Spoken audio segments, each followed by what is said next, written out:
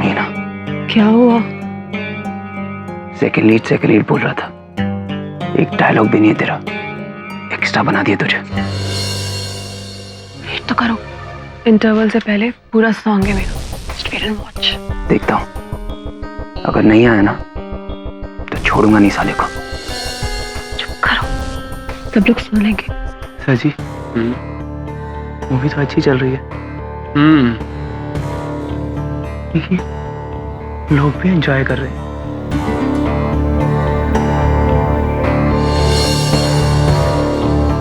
लेकिन प्रोड्यूसर साहब खुश नहीं है ना, वो तो बैठे हुए वहां अकेले मुंह लटका के। नहीं सर जी, रिलीज का टेंशन होगा, और आप टेंशन मत लीजिए, एकदम रिलैक्स हो जाइए, क्योंकि अपनी पिक्चर तो हिट है।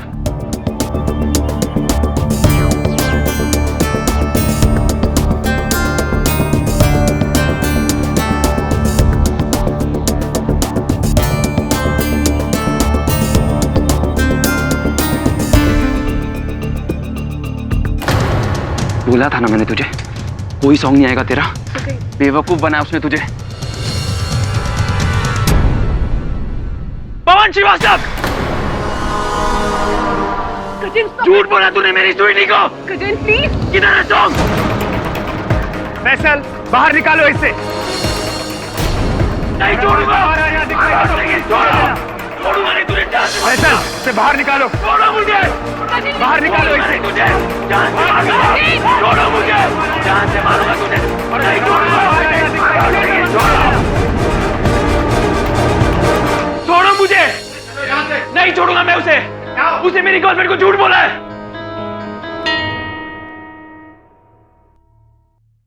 पागल हो गए तुम? दिमाग खराब हो गया तुम्हारा?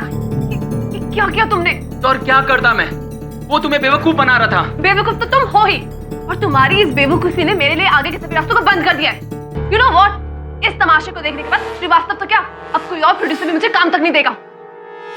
मैं Shut up, गजेन। और तुम अभी इसी वक्त जाओ यहाँ से। और हाँ, तुम तो उससे माफी मांगने से रहे, लेकिन कोई बात नहीं, मैं तुम्हारे बिहाफ पर उससे माफी जरूर मांग लूंगी। ओके, अब just leave from here. Sweetie, Don't talk to me, Gajen. Sweety,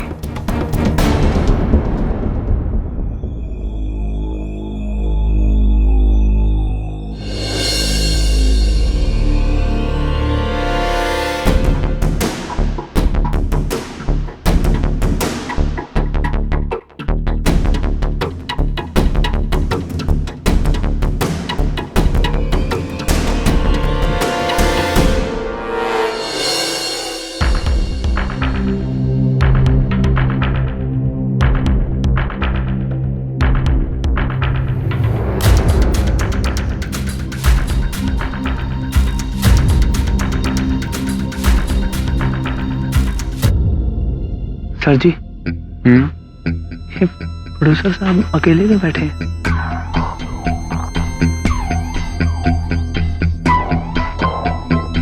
plan तो होगा स्वीटी के साथ बैठना, उसका बॉयफ्रेंड आ गया तो इनका पचका हो गया। ये लड़कियों का चक्कर ना किसी दिन श्रीवास्तव को ले डूबेगा।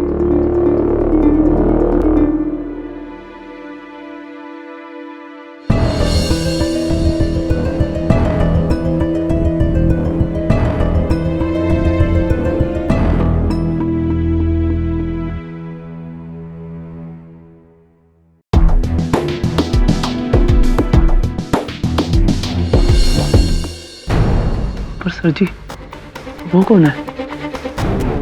कौन? अरे मरेगा साला। श्रीवास्तव साहब ने कहा था किसी को मेरे नजदीक आने मत देना। पर सर वो कर क्या रहा है? कौन है? ए, क्या हो रहा है? लाइट!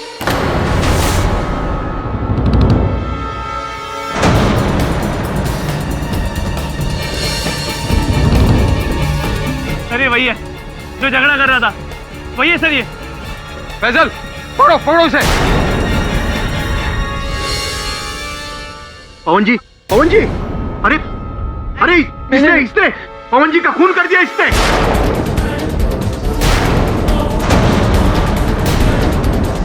कोई पुलिस को बुलाओ, मैं इसे पकड़ के रखा हूँ। पुलिस को बुलाओ जल्दी। मैंने नहीं मारा जी, मैंने नहीं मारा। अरे पहले से मारा है।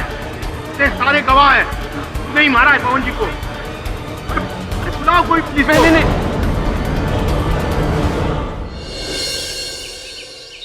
वरुण मेरे दोस्त, एक बहुत ही खूबसूरत केस आ रहा है हमारे पास।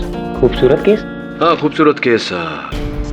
तकरीबन 5 फीट 6-7 इंच हाइट, सर पे shades, short dress, high heels. खूबसूरत केस। सर, आप किसकी बात कर रहे हैं? उसकी उसकी किसकी? वो जो दरवाजे के पीछे है। सर, दरवाजे के पीछे कोई नहीं।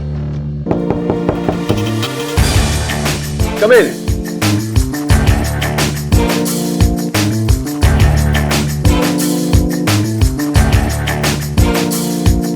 Mister KD Pathak. Hi, may I call you Sweetie? Please come in Sweetie. तो आपके बॉयफ्रेंड गजेंद्र और प्रोड्यूसर श्रीवास्तव के बीच कहासुनी हुई। श्रीवास्तव ने फिजिकली आपके बॉयफ्रेंड को प्रीव्यू थिएटर के बाहर भिजवाया। कुछ समय बाद आपके बॉयफ्रेंड श्रीवास्तव की डेड बॉडी उनके मृत शरीर के ऊपर पाए गए। हाथ में सिरिंज लेकर आप चाहती हैं कि मैं यह केस लड़ूं। जी। क्यों आपको इतना विश्वास है कि गजेंद्र बेगुनाह है? क्योंकि गजेंद्र गुस्से में आकर किसी को धमकी तो दे सकता है, लेकिन किसी का खून नहीं कर सकता। वो ऐसा इंसान है ही नहीं। इंसान अक्सर इंसान जैसा होता है वैसा दिखता नहीं, और जैसा दिखता है वैसा होता नहीं। इंसान का क्या है, वो कब क्यों क्या कर ले कुछ समझ में ही नहीं आता। कितना समय से जानती हैं आप गजेंद्र को? मैं गजेंद्र को इतने सालों से जानती हूँ कि मैं इतना श्योरिटी के साथ कह सकती हूँ कि वो किसी का खून नहीं कर सकता। आप एक बार उससे मिल तो लीजिए, आपको खुद विश्वास हो जाएगा कि उसने खून नहीं किया है।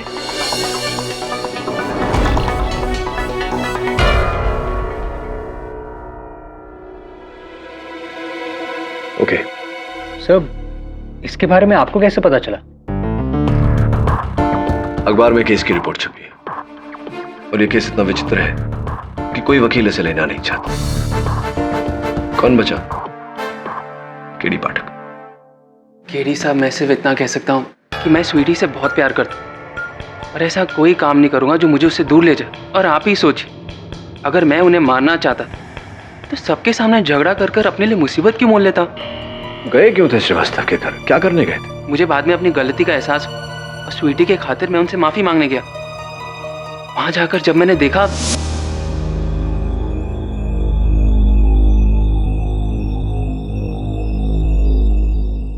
Sorry sir, sir, sir, sir, right.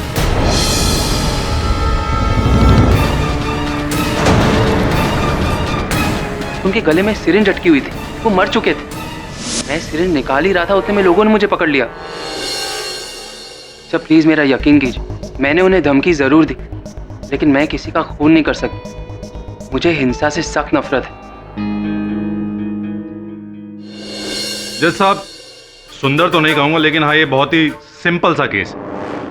Producer पवन श्रीवास्तव की फिल्म के प्रीव्यू के दौरान मुलजिम गजेंद्र वर्मा ने सबके सामने अपने गुस्से की आवाज में प्रोड्यूसर श्रीवास्तव को जान से मारने की धमकी दी।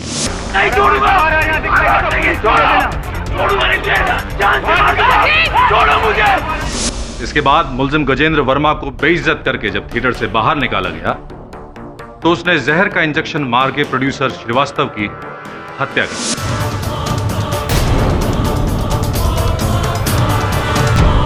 जैसा गजेंद्र एक केमिस्ट रह चुका है, वो अच्छी तरह से जानता है कि कौन सा जहर कितनी मात्रा में दिए जाने से इंसान की तुरंत मौत हो सकती है।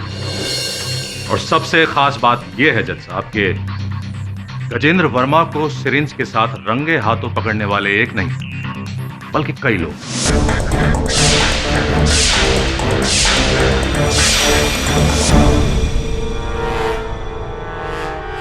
भरद्वाज,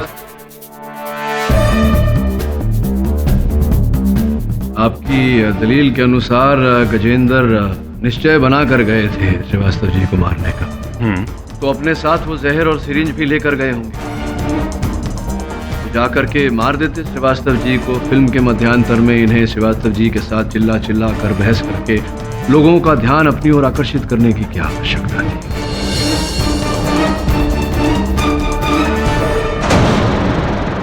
केडी साहब, ये तो आप और आपका क्लाइंट गजेंद्र ही बेटर जानता होगा।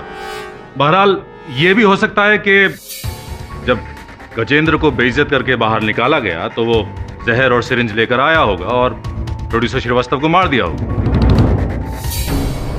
होने को तो कुछ भी हो सकता है भरद्वाज साहब, लेकिन ऐसा हुआ नहीं है योर ऑनर। पुलिस जांच के अनुसार गजेंद्र ने थिएटर के आसपास किसी भी केमिस्ट से किसी भी प्रकार का जहर या कोई सिरिंज नहीं खरीदी। मुद्दा ये नहीं है केडी साहब कि गजेंद्र जहर और सिरिंज घर से लेकर आया या केमिस्ट। मुद्दा ये है कि गजेंद्र को श्रीवास्तव का खून करते हुए कई लोगों ने देखा है। भरद्वाज साहब, अक्सर जो होता है वो दिखता नहीं और जो दिखता है वो होता नहीं। इस केस में भी ऐसा ही है यार। मेरे मुवक्किल का ये कहना है कि वो श्रीवास्तव जी की गर्दन में सिरिंज डाल नहीं रहे थे, उसे निकाल रहे थे। केडी साहब, ये हकीकत तो नहीं हो सकती। हाँ, आपके द्वारा बनाई गई एक बहुत ही सुंदर कहानी जरूर हो सकती है जिस पर कोई भी भरोसा नहीं करेगा। ये अदालत तो बिल्कुल भी नहीं। बस थोड़ी सी प्रतीक्षा कीजिए भरद्वाज साहब, इस कहानी को मैं वास्तविकता में बदल दूंगा। योर ऑनर, मैं डायरेक्टर कमलेश खन्ना को कटघरे में बुलाने की अनुमति चाहता हूँ। इजाजत है? जी कमलेश खन्ना, आप इस चलचित्र के निर्देशक हैं? जी हाँ। ये बताइए कि इस फिल्म के प्रीव्यू के दौरान किसी व्यक्ति को हॉल में अंदर आते देखा, विशेषकर मध्यांतर के बाद? जी नहीं सर, और किसी को तो नहीं देखा मैंने। मैं तो फिल्म देख रहा था। बहुत अच्छी फिल्म बनी है वकील साहब, आप भी जरूर देखना। बहुत ही सुंदर केडी साहब, आपकी दलीलों में मजा तो बहुत आ रहा है, लेकिन क्या है कि अदालत का कीमती वक्त भी बर्बाद हो रहा है। इतने सारे गवाहों की गवाही के बाद यह बात तो साफ है कि फिल्म के दौरान गजेंद्र के अलावा प्रीव्यू हॉल में कोई आया ही। इसका मतलब गजेंद्र ने ही पवन श्रीवास्तव का खून किया है।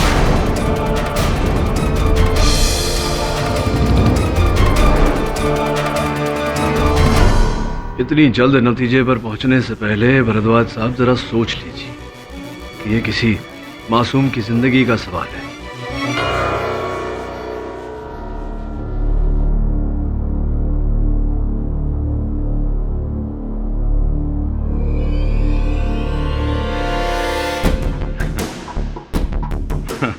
मासूम,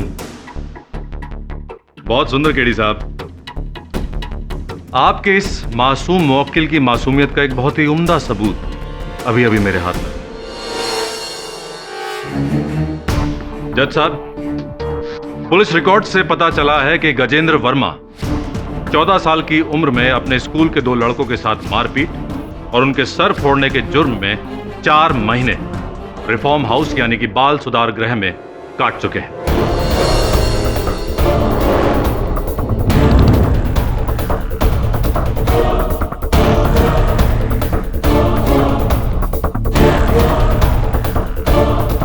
और उससे भी सुंदर बात यह है कि बाल सुधार गृह से निकलने के बाद भी जनाब सुधर नहीं पाए। सर प्लीज मेरा यकीन कीजिए, मैंने उन्हें धमकी जरूर दी, लेकिन मैं किसी का खून नहीं कर सकता। मुझे हिंसा से सख्त नफरत है।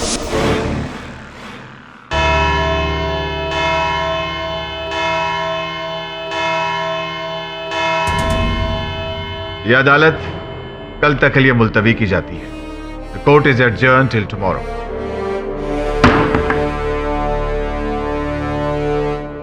हर कोई जानता है जितना मैं हिंसा से नफरत करता हूं उससे कहीं ज्यादा झूठ से नफरत है मुझे। क्या सोचकर झूठ बोला तुमने मुझे गजेंद्र? क्या कहा था तुमने? हिंसा से मुझे नफरत है। ये सब क्या था जो कोर्ट में बताया? सर मैंने आपसे कभी झूठ नहीं कहा। हाँ, बचपन में नादान में मुझसे गलती हो गई थी, जिसकी सजा मैंने 4 महीने रिफॉर्म हाउस में रहकर बिताई। 4 महीने मिले नर्स से भी बदतर थे। रिफॉर्म हाउस से बाहर निकलते ही मैंने डिसाइड कर लिया कि मैं कभी हिंसा का सहारा नहीं लूंगा। तो प्लीज मेरा यकीन कीजिए, मैंने खून नहीं किया। और कुछ है, कोई बचपन की बात या जवानी की बात जो तुमने मुझे बताई ना हो? प्लीज बता दो। नहीं सर, और कुछ भी नहीं। तो श्रीवास्तव यहाँ बैठा था और श्रीवास्तव के इर्द गिर्द बाकी के लोग बैठे थे इन सीट्स पर। अगर इनमें से कोई श्रीवास्तव की तरफ बड़ा होता, थैंक यू,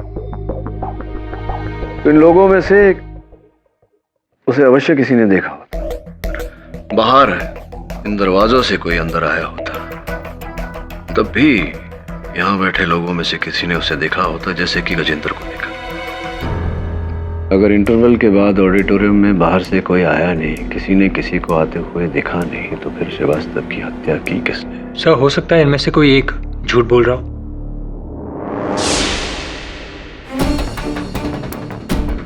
अरुण, आज अपने ऑफिस में कोई आया था? आज नहीं सर। पक्का पता है तुझे कोई नहीं आया था? हाँ सर, हम 100% श्योर, कोई नहीं आया था। सोच के बता, सवेरे से लेकर के अब तक कोई नहीं आया? सर मुझे पता है कोई नहीं आया था। तो फिर ये चाय कहाँ से आई? सर ये तो चाय वाला देखिए।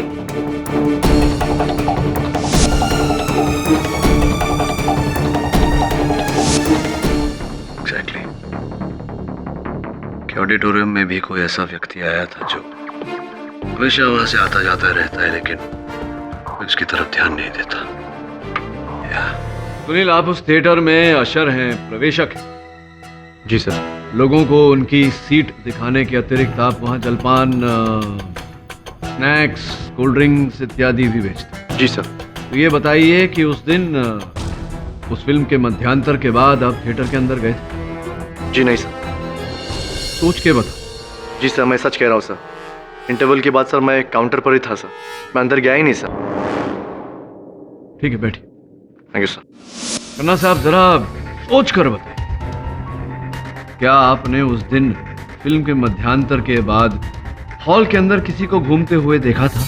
ऑब्जेक्शन जज साहब। बार बार सवाल पूछे जाने से सच्चाई बदल नहीं जाएगी। केडी साहब गवाह पर जोर डाल रहे हैं। Objection sustain. केडी, सवाल दोहराओ मत।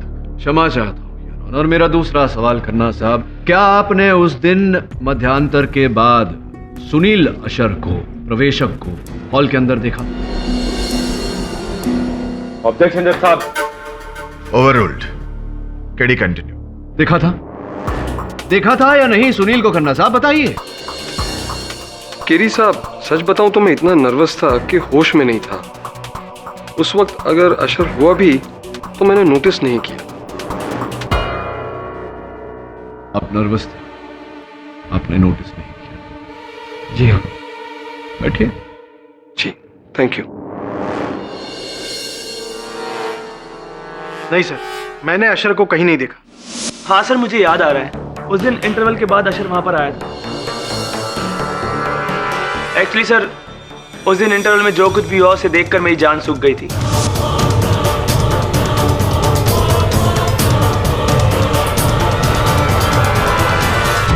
और झगड़ा खत्म होते होते इंटरवल खत्म हो गया और मूवी भी शुरू हो गई थी सर। और मुझे प्यास लगी थी लेकिन मैं बाहर जा नहीं पाया, इसलिए मैंने चारों तरफ नजर घुमाई और वहां मैंने अशर को पाया। हेलो, अजीब आदमी है, लेकिन उसने मेरी तरफ ध्यान नहीं दिया और चला गया।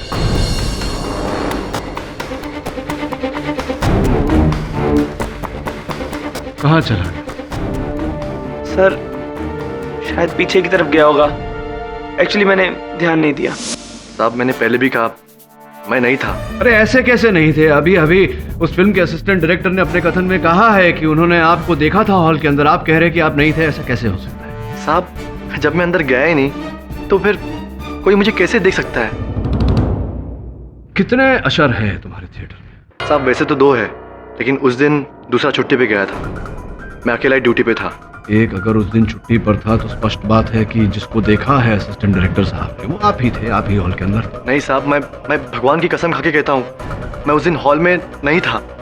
मैं तो इंटरवल के बाद पूरी फिल्म खत्म होने तक थिएटर के बाहर ही था, अंदर गया ही नहीं।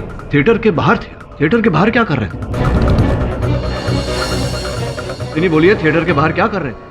कार पार्किंग में मैं अपनी गर्लफ्रेंड मीना से बात कर रहा था। वैसे चलो कुछ समय के लिए मान लेते हैं कि तुम अपनी गर्लफ्रेंड मीना से बात कर रहे थे, तो फिर असिस्टेंट डायरेक्टर ने जिसे देखा वो कौन था? केडी साहब, वो कोई नहीं था। वो सिर्फ और सिर्फ एक वहम है, भ्रम है। हॉल में कोई आया ही नहीं था। आया था भरद्वाज साहब। अशर भले ना आया हो, लेकिन अशर के कपड़ों में कोई व्यक्ति अवश्य आया। भाई बहुत सुंदर केडी साहब, ये तो आपने एक नई कहानी शुरू कर दी। शुरू नहीं की, इसी कहानी को खत्म करने का समय आ गया है भरद्वाज साहब। और इस कहानी का आखिरी पार्ट उस थिएटर का वॉचमैन, योर ऑनर। आपका नाम? दुर्योधन प्रसाद साहब। दुर्योधन प्रसाद साहब। Order order. साहब नहीं साहब, साहब तो आप हैं, मैं सिर्फ दुर्योधन प्रसाद ही हूँ। अच्छा, तो दुर्योधन जी ये बताइए कि उस थिएटर के वॉचमैन द्वारपाल आप हैं? जी साहब। आपने उस फिल्म के मध्यांतर के बाद किसी को अंदर जाते हुए देखा? नहीं साहब, इंटरवल के बाद तो कोई आता ही नहीं साहब। पर हाँ, याद आया, एक आदमी को अंदर जाते हुए देखा था मैं। तुम्हें कैसे मालूम है कि वो बाहर का आदमी था? क्योंकि वो आदमी थिएटर से बाहर आया ही नहीं, क्योंकि आया था तो इंटरवल के बाद ही आया था। और ये बात आप इतने विश्वास के साथ कैसे कह सकते हैं? साहब, वो आदमी इंटरवल खत्म होने के बाद अपनी गाड़ी में आया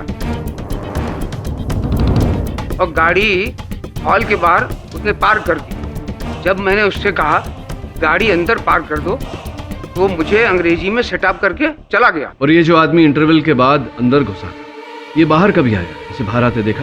नहीं साहब, मैं उस समय चाय पीने को चला गया था।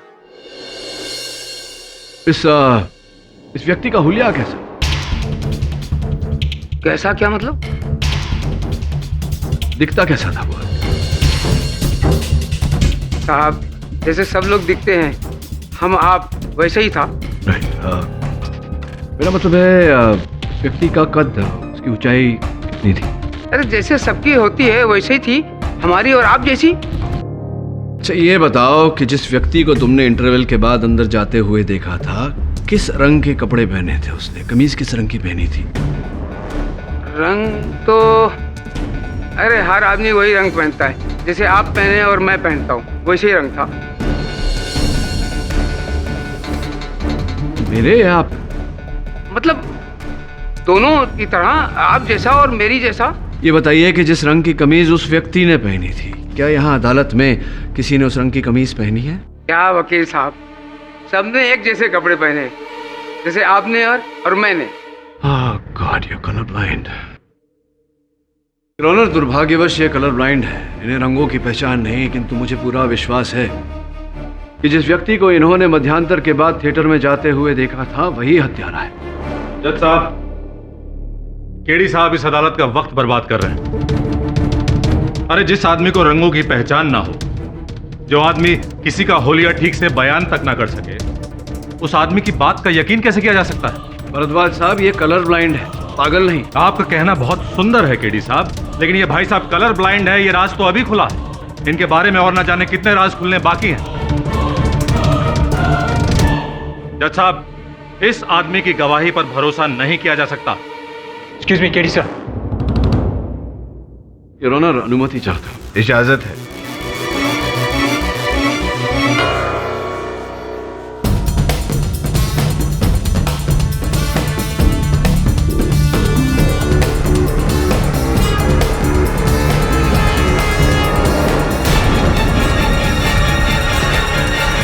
खान साहब आइए, पधारिए कटघरे में। मिस्टर फैजल खान, आपने पुलिस को अपने ये दूसरे सेलफोन के बारे में नहीं बताया था, क्यों? जरूरी नहीं समझा। क्यों? 2 महीने पहले से वो सेलफोन मैं यूज ही नहीं कर रहा हूँ। क्यों? दरअसल 2 महीने पहले वो सेलफोन चोरी हो गया था। ऐसी तो आपने वो सिम कार्ड को रद्द करवाया होगा, कनेक्शन कटवाया होगा? नहीं। पुलिस में रिपोर्ट की होगी सेलफोन चोरी होने की? जरूरत ही नहीं समझी। अब वैसे भी पुराना फोन था, बहुत तकलीफ दे रहा। नहीं खान साहब, फोन तो पुराना था, समझ गया। कनेक्शन तो आप ही का था, सिम कार्ड तो आप ही का था, आपने उसे कटवाना जरूरी नहीं समझा?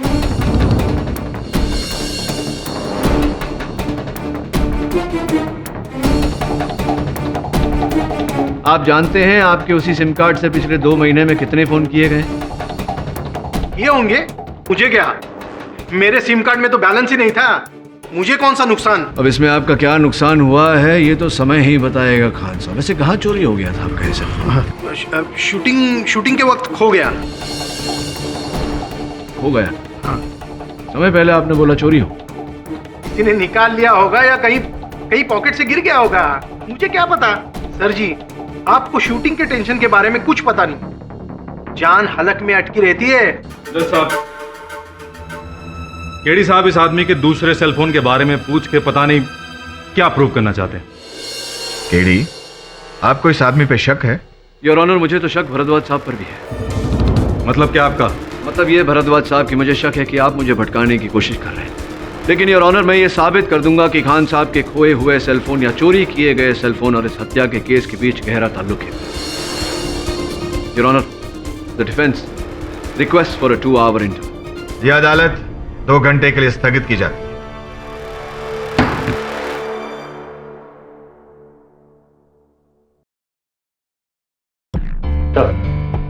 ये प्रोड्यूसर श्रीवास्तव के ऑफिस का पियन है, गंगाराम तावड़े। तावड़े जी, ये बताइए कि पिछले कुछ दिनों श्रीवास्तव जी का किसी के साथ झगड़ा, कोई लड़ाई, कोई अनबन ऐसा कुछ हुआ था क्या? साहब, फिल्म लाइन में पंगे होते रहते हैं, लेकिन आए दिन उनकी बीवी के साथ जबरदस्त झगड़ा होता था साहब। अच्छा, तो किस बात पे होता था पत्नी के साथ झगड़ा?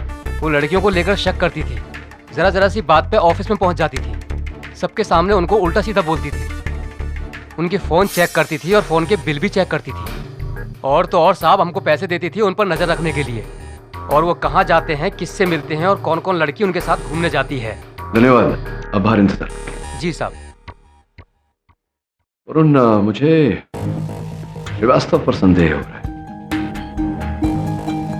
सोच, जिसकी बीवी इतनी शक्की हो, जो खुद इतना रंगीन मिजाज का हो, वो अपने इन रंगीले कार्यों के लिए खुफिया सेलफोन तो अवश्य रखे, क्योंकि उसकी बीवी उसके सेलफोन के बिल्स चेक करती थी, वो अपने नाम पर फ़ोन तो लेगा नहीं।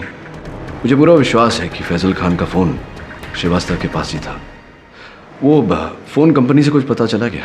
सर, मैंने फ़ोन कंपनी से पता किया, वो दूसरे सेलफोन से जो लास्ट कॉल किया था उसका लोकेशन श्रीवास्तव का ऑफिस ही। तो जा फिर ढूंढ, ज़्यादा समय नहीं बचा। Right sir.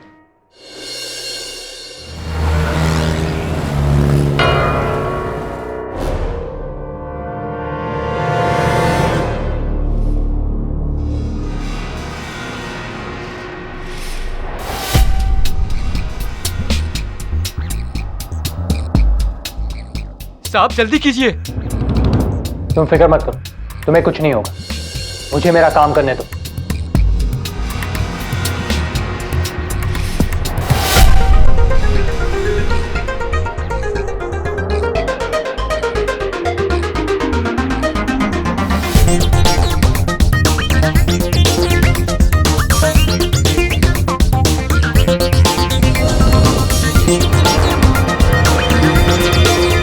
साहब, जल्दी कीजिए, नहीं तो मेरी नौकरी चली जाएगी अगर किसी ने देख लिया तो।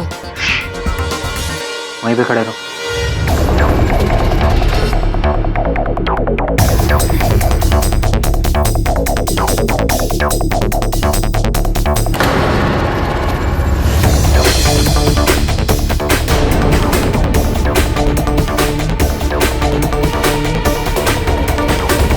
कौन साहब, इस सेलफोन को पहचानते हैं? पहचानते होंगे, आप ही का है। जी।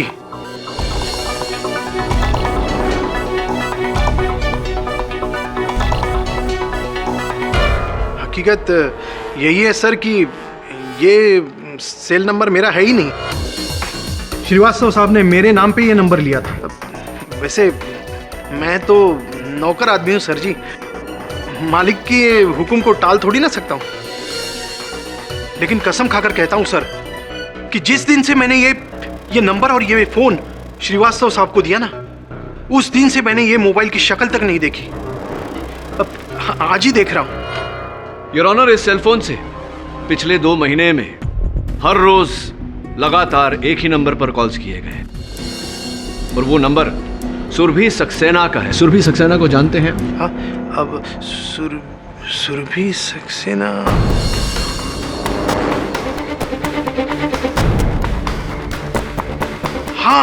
हाँ, वो उन्होंने कुछ साल पहले श्रीवास्तव साहब की एक फिल्म में सेकंड हीरोइन का काम किया था। राइट। और कुछ महीने पहले वो श्रीवास्तव साहब के ऑफिस में भी उनसे मिलने आई थी। सुरभि सक्सेना। सुरभि जी, कृपया कर अदालत को बताइए कि आप फिल्म प्रोड्यूसर पवन श्रीवास्तव को कैसे जानती थी? जी, कुछ साल पहले मैंने उनकी फिल्म में काम किया था। कुछ 2 महीने पहले आप उनके दफ्तर गई थी उनसे मिलने? जी बिल्कुल मिली थी। मुझे काम के सिलसिले में बहुत सारे प्रोड्यूसर्स, डायरेक्टर्स, कास्टिंग डायरेक्टर्स से मिलना पड़ता है। Of course. मैं गई थी उनसे मिलने। और उसके बाद दूसरी मुलाकात कब हुई उनके साथ? दरअसल उस मुलाकात के बाद जरूरत ही नहीं पड़ी। सुरभि जी, पिछले 2 महीने से श्रीवास्तव जी आपको लगातार प्रतिदिन 4-5 बार फोन कर रहे हैं और आपकी वार्तालाप मिनटों नहीं घंटों चल रही थी। आप झूठ क्यों बोल रही हैं कि आपकी बात ही नहीं हुई उनके साथ? प्लीज सच बताइए। जी, दरअसल मैं और पवन बहुत जल्द शादी करने वाले थे।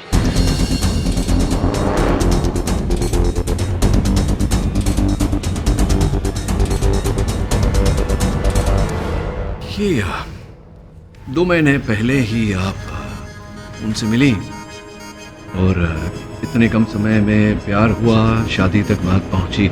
ये क्या किस्सा है, जरा विस्तार में समझाइए। एक्चुअली कई साल पहले मैंने पवन की एक फिल्म की थी और देखते ही देखते हम दोनों एक दूसरे के बहुत करीब आ गए और पवन ने एक दिन मुझसे शादी करने का फैसला कर लिया। लेकिन मेरे पति की जिद के कारण मुझे मुंबई और ये फिल्म इंडस्ट्री छोड़नी पड़ी और उसके बाद पवन से भी कांटेक्ट छूट गया। लेकिन कुछ महीने पहले मेरे पति की डेथ के बाद मैं वापस मुंबई आ गई और फिर से फिल्मों में काम करने की सोची और इसी सिलसिले में एक बार फिर मेरी मुलाकात पवन से हुई।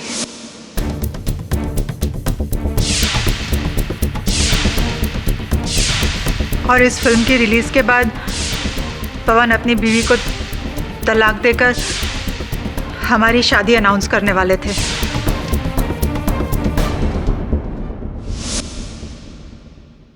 सुरभि जी, आपके पतिदेव के निधन पर हम शोक जताते हैं। और कौन कौन है आपके परिवार में? जी, मेरा बेटा भूषण।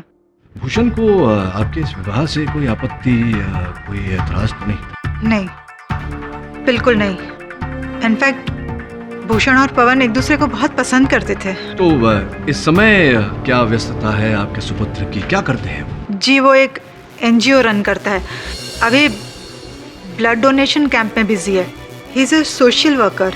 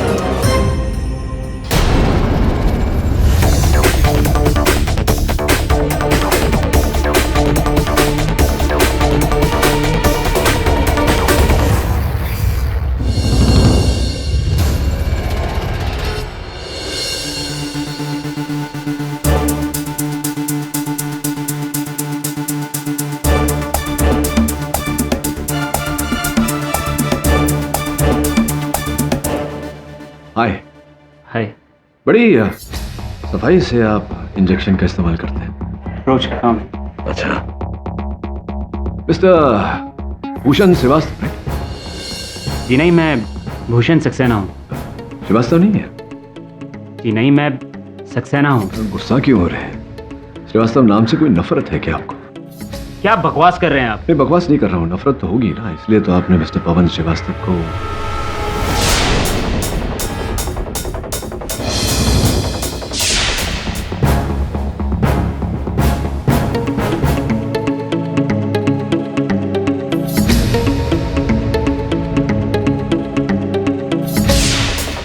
जाइए, मुझे और भी काम है।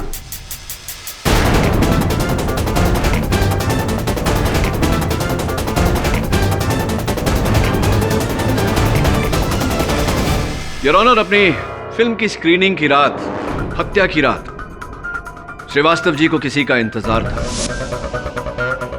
और जिस व्यक्ति का वो इंतजार कर रहे थे वो नहीं चाहते थे कि वहां उपस्थित लोगों की नजर उस पर पड़े, इसीलिए वो पीछे की रो में अकेले बैठे हुए थे। श्रीवास्तव जी के जीवन का सबसे बड़ा रहस्य सुरभि सक्सेना थी, या यूं कहिए उनके सुपुत्र भूषण।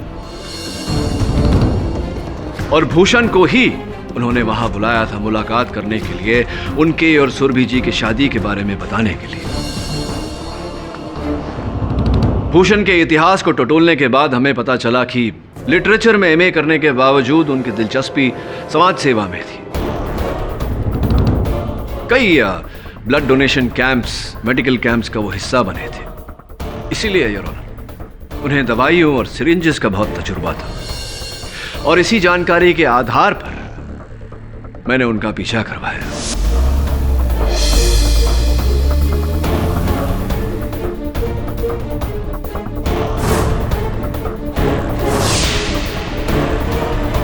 मेरे सहायक वरुण भूषण की गाड़ी की डिक्की में से उस थिएटर के प्रवेशक का ये यूनिफॉर्म मिला, जिस यूनिफॉर्म को पहनकर भूषण ने श्रीवास्तव जी की हत्या की थी।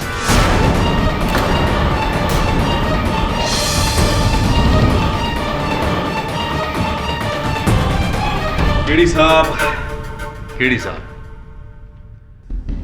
आपकी इस एक्साइटिंग स्टोरी का अंत काफी बोरिंग रहा। भूषण की कार की डिक्की में अशर के कपड़े मिल जाने से भूषण कातिल साबित नहीं हो जाता। वो कपड़े वहां कोई और भी रख सकता था भूषण को फंसाने के लिए। भरद्वाज साहब, कहानी अब तक खत्म नहीं हुई, पिक्चर अभी बाकी है मेरे दोस्त। आप भूल गए कि हमारे पास एक चश्मदीद गवाह भी है। योर ऑनर, मैं इस केस के इकलौते गवाह उस थिएटर के वॉचमैन दुर्योधन प्रसाद जी को कटघरे में बुलाने की अनुमति चाहता हूं। दुर्योधन प्रसाद साहब, अदालत को यह बताइए कि उस रात जिस व्यक्ति को आपने मध्यांतर के बाद थिएटर में घुसते हुए देखा था, जिसने आपको क्या कहा था? अंग्रेजी में बोला था शट अप। हाँ, क्या वो व्यक्ति इस समय अदालत में उपस्थित है? जी वकील साहब, ये सामने खड़ा है, वही आदमी है।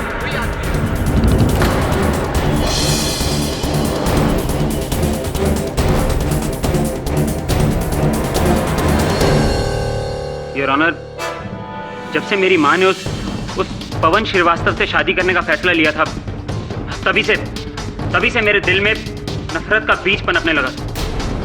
बहुत साल पहले उसने मेरी माँ को धोखा दिया था और आज फिर जब उसे अपनी जरूरत पड़ी तो वो मेरी माँ से शादी करने के लिए आ गया। मैं अपनी माँ की जिद को अच्छी तरह जानता था, इसलिए मैंने कभी उन्हें जाहिर नहीं होने दिया कि मुझे इस शादी से कोई भी एतराज है।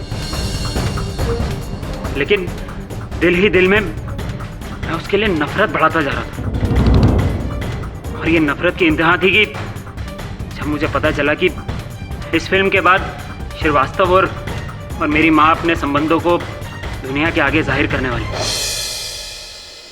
और तभी मैंने सोच लिया कि इस फिल्म की स्क्रीनिंग के बीच में ही मैं उसे खत्म कर दूंगा।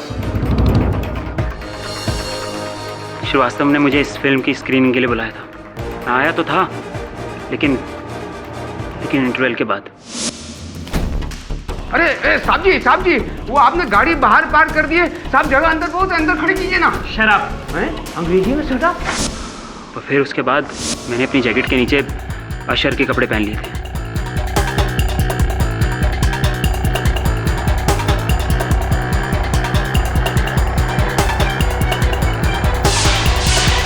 अंधेरे में मैं श्रीवास्तव के पास पहुंचा। इससे पहले कि श्रीवास्तव कुछ समझ पाता, मैंने उसके गले में इंजेक्शन उतार दिया। जैसा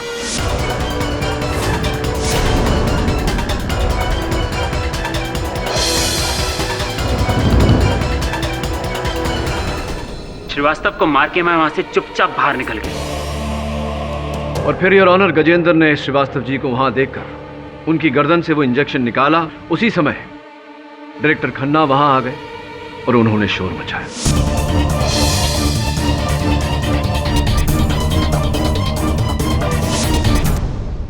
the defence rests your honour. तमाम गवाहों और सबूतों को मद्देनजर रखते हुए यह अदालत गजेंद्र वर्मा को निर्दोष पाते हुए उसे बाइज्जत बरी करने का हुक्म सुनाती है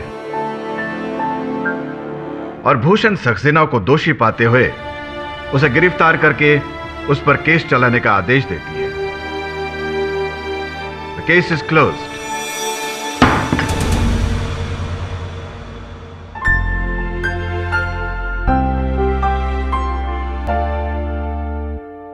हाँ भरद्वाज साहब, कैसा लगा इस कहानी को हकीकत का रूप लेते देख? मजा आया या नहीं?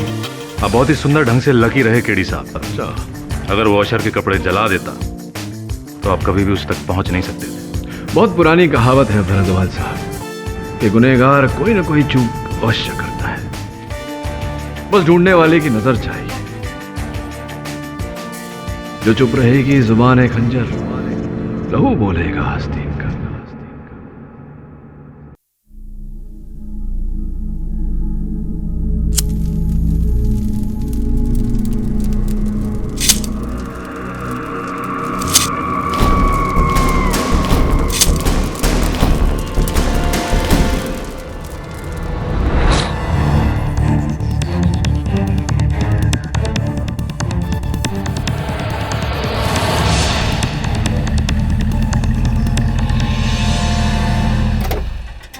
इंस्पेक्टर, मैं mister Wadia.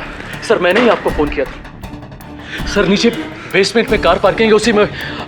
Sir, it's horrible. Sir, मैं आपको ये कौन? सर, ये मोहित मिस्त्री, उसका हस्बैंड। सर, वो मेरी। अभी नहीं, बाद में। हटो।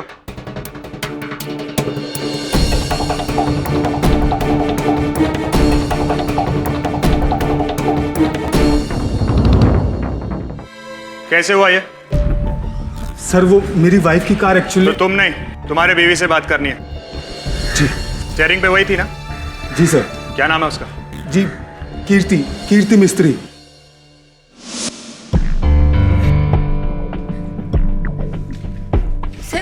सर, मैं 1 घंटे पहले ही अपने 9th फ्लोर के फ्लैट से नीचे आई थी लिफ्ट से। बेसमेंट में गई थी गाड़ी निकालने के लिए। मैं अपनी माँ के यहाँ जा रही थी। आकर बताती हूँ ना, और तुम टेंशन मत लो। तुमने कहा था सूटकेस लेकर आऊं, तो मैं लेकर आ रही हूँ बाबा, और बड़ा वाला लिया है। छोटे में तो तुम्हारा सामान आएगा नहीं। हाँ, मुझे पता है तुम पहली बार यूएसए जा रही हो माँ। ओहो, क्या कूली माँ, एयरपोर्ट पे ट्रॉली मिलती है। कैसी कैसी पार्किंग करते हैं लोग। माँ सुनो, और हाँ, वहाँ पर कोई होम्योपैथिक डॉक्टर नहीं मिलता है, तो पापा से कहना कि अपनी सारी दवाइयाँ बिल्कुल ध्यान से रख ले। हाँ हाँ, वहाँ यूएसए में कोई भी तुम्हें होम्योपैथिक डॉक्टर मिलने वाला नहीं है। अरे हाँ, अब तुम फोन रखोगी तो मैं आऊंगी ना। हाँ हाँ माँ, फोन रखो, मैं आ रही हूँ।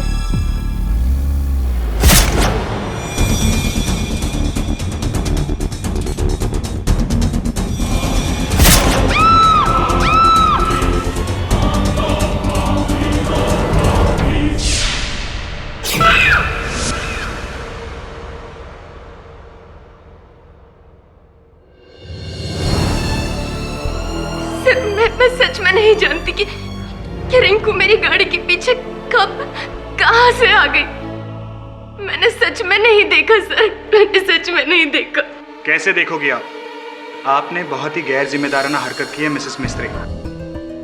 देखिए सर, हम मानते हैं कि गलती हमारी है, लेकिन रिंकू क्या कर रही थी कार पार्किंग में? और वैसे भी इस वक्त तो वो हमारे बच्चों को स्कूल से लेने जाती है, और इस वक्त तो पूरा कार पार्किंग खाली रहता है। ये रिंकू क्या करती थी? सर, वो हमारे घर में मेड है। वो ऐसे, जो कुछ भी हुआ है आप ही की वजह से हुआ है। तहकीकात तो होगी। आप पुलिस स्टेशन चलिए।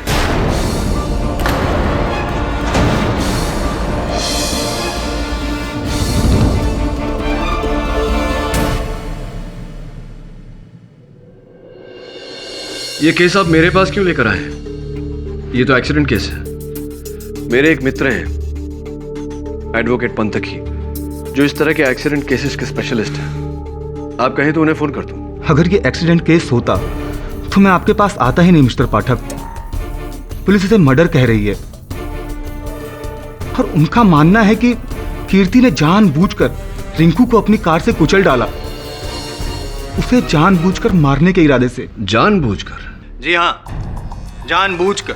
योर ऑनर, मिसेस मिस्त्री ने उनकी मेड रिंकू की जान ली जानबूझकर। कैसे, ये फोटोग्राफ्स प्रूव करेंगे। योर ऑनर, नॉर्मली जब ऐसा कोई हादसा होता है तो मरने वाले के शरीर पर से एक बार गाड़ी गुजर जाती है, लेकिन यहाँ पे रिंकू के मृत शरीर के ऊपर से एक बार नहीं, 2 बार नहीं, 3 बार मिसेस मिस्त्री के गाड़ी के टायर्स गुजरे।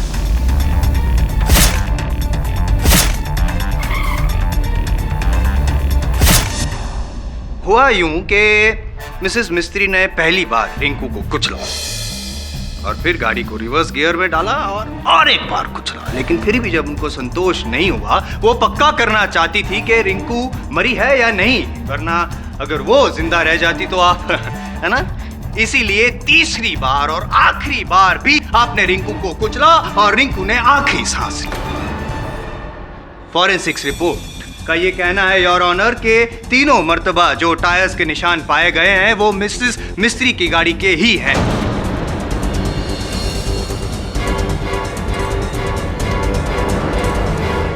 तीन बार कुचलना, इस घिनौने अपराध को मैं हादसा नहीं कहूंगा your honour. It is a cold blooded intentional murder.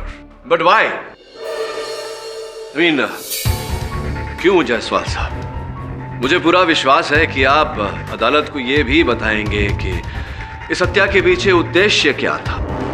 क्यों भला कीर्ति जी ने अपने ही घर के मुलाजिम रिंकू जी की हत्या की, जबकि इन दोनों के बीच में कोई बैर, कोई दुश्मनी नहीं थी, राइट?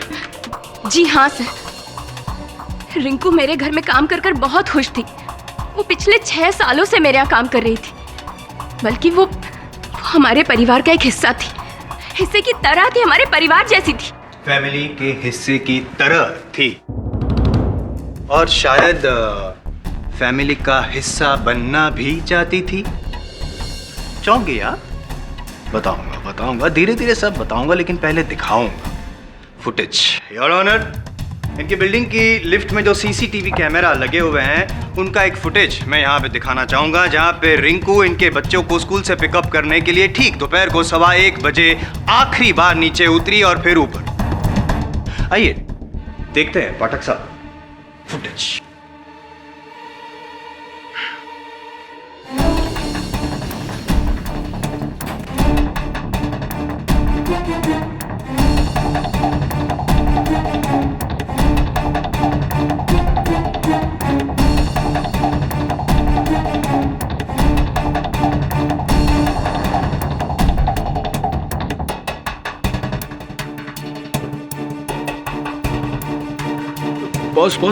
पॉज।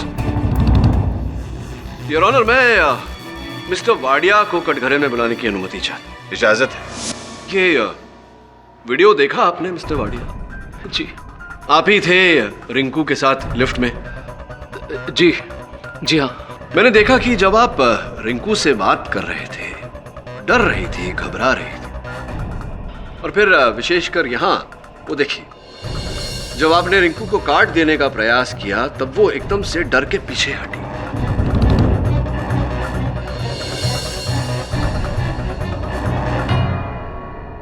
क्यों? क्या चल रहा था वहां? क्या हुआ था? जी दरअसल मुझे पता लगा था कि रिंकू अंग्रेजी सीखना चाहती है, तो मेरे एक फ्रेंड का इंग्लिश कोचिंग इंस्टीट्यूट है, तो सर मैं उस गरीब लड़की को उनका विजिटिंग कार्ड देकर उसकी मदद कर रहा था सर। So sweet. उपकार कर रहे थे एक गरीब पर आप? श्योर? कुछ और नहीं था? Of course. और सर और क्या बात हो सकती है? वैसे भी गाड़ी मेरी नहीं थी सर, गाड़ी इनकी थी। Correct mister Wadia, correct. और वैसे भी केस आपके खिलाफ नहीं है, क्यों मिस्टर पाठक? इनके खिलाफ है, और इनके खिलाफ मेरे पास और भी कई सबूत हैं। जैसे कि इन दोनों के लिफ्ट में से बाहर निकलने के बाद ठीक 20 मिनट बाद आप 20 मिनट बाद आप भी लिफ्ट से नीचे उतरती हैं, बेसमेंट में जाती हैं अपनी कार की और फुटेज देखना चाहेंगे आप? पाठक साहब, control before it gets out of control.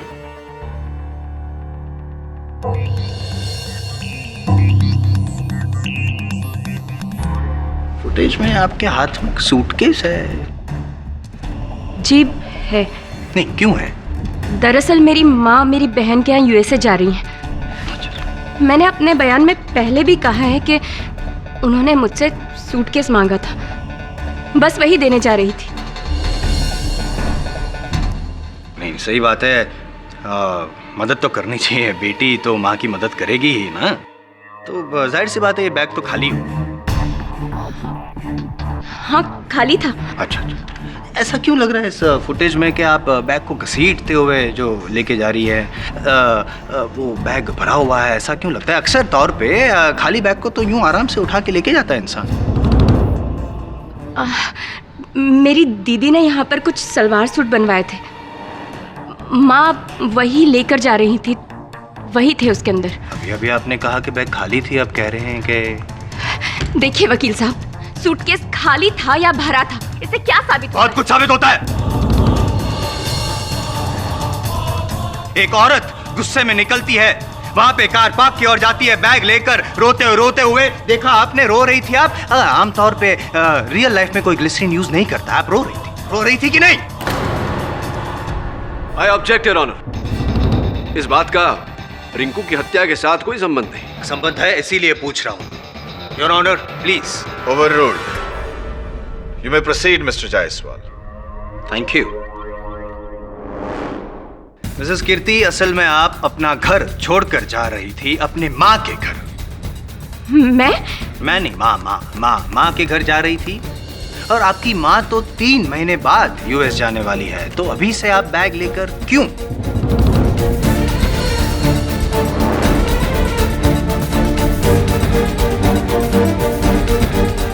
Sorry, don't mind, but I am getting a bit personal. बताइए ना क्या हुआ था कीर्ति जी?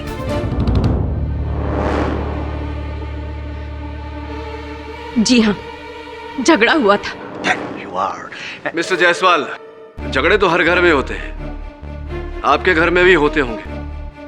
अब पत्नी का रूठ कर मायके जाना और रिंकू की हत्या होना, ये दोनों अलग अलग बातें हैं, नहीं लगता आपको ऐसा? Please don't doubt my intentions mister Pathak. आप कहना क्या चाहते हैं मिस्टर जायसवाल?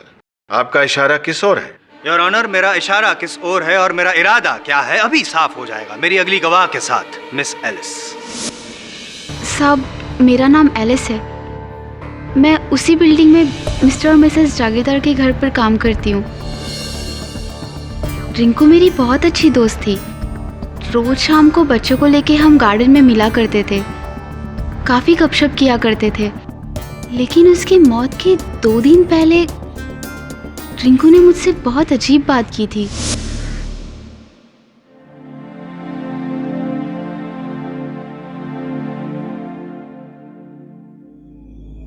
रिंकू, क्या छुपा रही है? दिखा ना। हाय ला, ये तो सोने का है ना? हाँ। किसने दिया? तेरे बॉयफ्रेंड ने? नहीं रे। बोल ना, वो मलाडोला सुरेश ही है ना? नहीं बाबा। तो फिर? ये मुझे मेरे साहब ने दिया। इतना महंगा गिफ्ट देता है तेरा साहब? देख, मेरी मालकिन को नहीं पता है। अगर उनको पता लग जाएगा ना तो मेरे को और मेरे साहब को बहुत प्रॉब्लम हो जाएगा। तू मेरी दोस्त है इसलिए मैं तुझे बोल रही हूँ, तू बताना मत किसी को। हाँ? और वो बात मैंने कभी किसी को नहीं बोली, लेकिन अब रिंकू के मरने के बाद मैं बोल रही हूँ। बहुत सही जगह पे बोल रही हैं आप एलिस। क्या ये वही चेन है? सही। योर ऑनर, मार्केट में इसका वैल्यूएशन करवाया हमने, करीबन 12,000 की ये चेन है। अब मिसेस मिस्त्री अगर रिंकू को ये चेन देती 12,000 वाली तो अब भी समझ में आता, लेकिन आपने इतना महंगा चेन रिंकू को तोहफे में दिया, बात कुछ हजम नहीं हुई।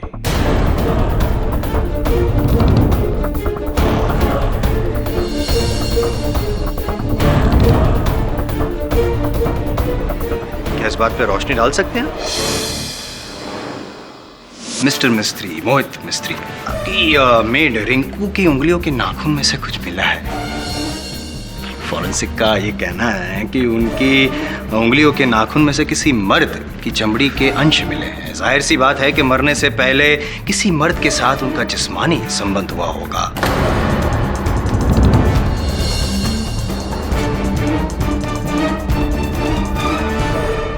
इसीलिए वो जो चमड़ी के अंश मिले हैं रिंकू की नाखून में से, राइट? क्या पता चला कि वो डीएनए किसका है? नहीं और ऑनर, इसकी जांच हो रही है, लेकिन मुझे यकीन है कि वो जो सैंपल्स है मिस्टर मिस्त्री के साथ जरूर मैच होंगे। देखिए, मैं मानता हूँ कि वो चैन मैंने रिंकू को दी थी, लेकिन इसके पीछे मेरा कोई गलत इरादा नहीं था। और प्लीज आप लोग इस बात को किसी गलत तरीके से ना लें।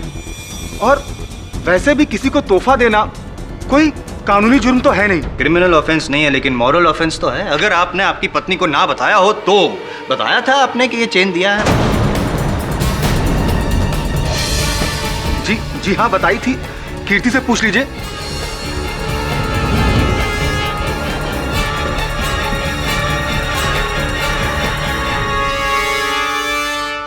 जी हाँ वकील साहब, मोहित ने मुझे ये बात बताई थी और आप सब लोगों को गलतफहमी हुई है कि मोहित और रिंकू का कोई अफेयर था। इनफैक्ट ये चेन तो मैंने ही रिंकू के लिए सिलेक्ट की थी। हाँ हाँ हाँ, अच्छा, करेक्ट। दोनों को पता था, आपको भी पता था, तो एलिस ने क्यों अभी कहा कि ये बात आपको ना बताए वरना गजब हो जाएगा? मैं क्या जानूं ये बात? लेकिन मैं जानता हूं। क्या आप जानती थी कि आपके पति मोहित का अफेयर था आपकी चहेती मेड रिंकू के साथ? आप नाराज थे इस बात से, आप अपने पति के साथ लड़ी झगड़ी, लेकिन जब वो नहीं माना तो आप अपना सामान लेकर निकल पड़ी घर की ओर जाने के लिए अपनी गाड़ी से, और जाते जाते उस रिंकू को भी कुचल गई अपनी गाड़ी से।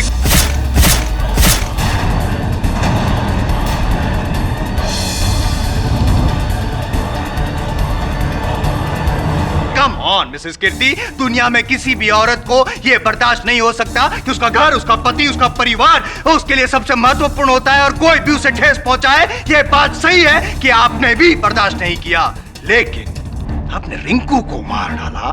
यहां पे आप गलत थी।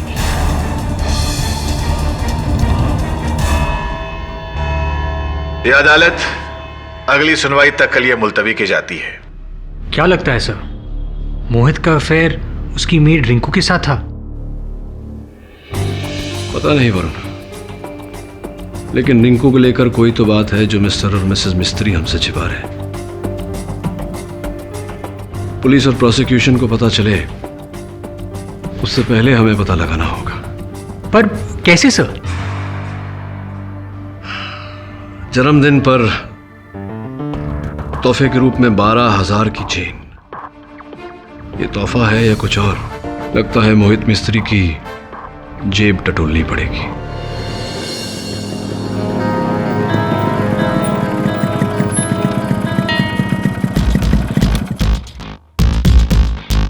शिफाली, मैं तुम्हें बाद में कॉल करता हूँ।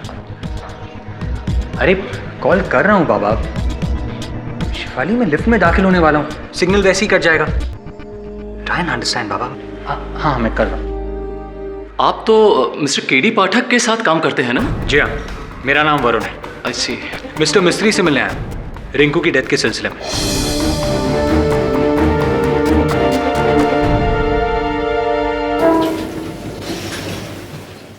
Good morning. Nice dress. अब फोन कॉल।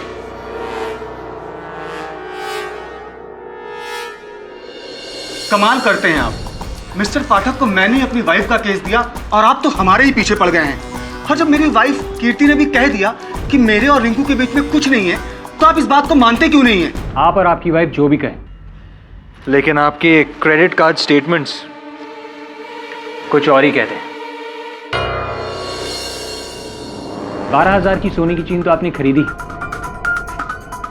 उसके साथ ही हर महीने 5 दिन आप यहाँ से 2 किलोमीटर दूर होटल डेल स्टार में एक कमरा बुक करते थे मिस्टर और मिसेस सेठी के नाम पर। ये मिसेस सेठी रिंकू ही थी ना? देखिए, आपको मेरे जाती मामले में दखल नहीं देना चाहिए था। मिस्टर मिस्त्री, अगर आप अपनी वाइफ को छुड़ाना चाहते हैं तो इन जाती बातों को बाहर आना ही होगा। देखिए, केडी से सबूत अदालत में भी रख सकते थे, लेकिन उन्होंने मुझे पहले आपके पास भेजा, ये जानने के लिए कि सच क्या है। सच? जी हाँ, सच। इसलिए प्लीज सच बोलिए। अगर ये सच दुनिया के सामने आ गया तो मेरी फैमिली की इज्जत, उनका मान सम्मान। ठीक है, अगर आप सच जानना ही चाहते हैं तो सुनिए, प्रोसिक्यूशन जो कह रहा है वो सही है। कीर्ति मेरे अफेयर के बारे में जान गई थी। रिंकू और आपका? नहीं नहीं, रिंकू नहीं। मेरा अफेयर तो मेरी पुरानी गर्लफ्रेंड निशा के साथ में था। और ये क्रेडिट कार्ड के बिल्स, होटल की डिटेल्स जो आप मुझे दिखा रहे हैं, ये सब उसी के साथ होने का नतीजा है। तो फिर रिंकू? रिंकू मेरे अफेयर के बारे में जानती थी, या यूँ कह लीजिए कि वो मेरी हमराज थी। वैसे मैं पेशे से एक राइटर हूँ, अपना सारा काम घर पे ही करता हूँ। तो मेरी वाइफ कीर्ति ऑफिस जाती है। तो जब मेरी वाइफ कीर्ति ऑफिस जाती थी तो अक्सर मैं चोरी छिपे अपनी गर्लफ्रेंड निशा से मिलने चला जाता था।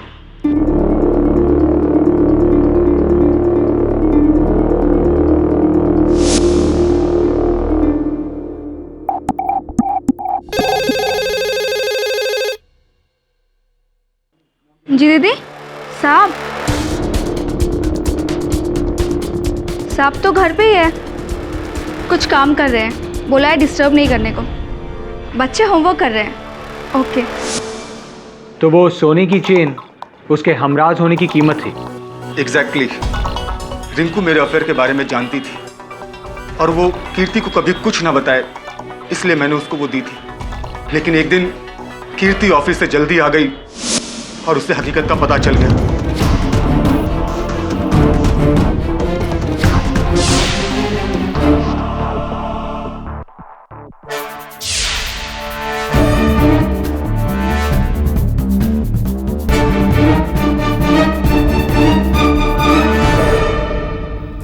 तुम समझ क्यों नहीं रही हो? मैं घर आ रही हूँ बस। नहीं, मोहित ने जो किया है उसके बाद मैं उसके पास एक पल भी नहीं रह सकती। वो तुम्हारे समझाने से भी नहीं समझेगा। तुम देखो माँ, तुम मुझे अभी कुछ भी मत बोलो। नहीं माँ, मोहित ने मेरा दिल तोड़ा है, मेरा घर तोड़ा है। मैं अब यहाँ नहीं रहूंगी, मैं आ रही हूँ माँ। क्यों रुकूं मैं जब वो समझना ही नहीं चाहता? नहीं माँ, मैं आ रही हूँ, बोला ना। क्यों? वो मेरा भी घर है, मैं बस आ रही हूँ। बाय।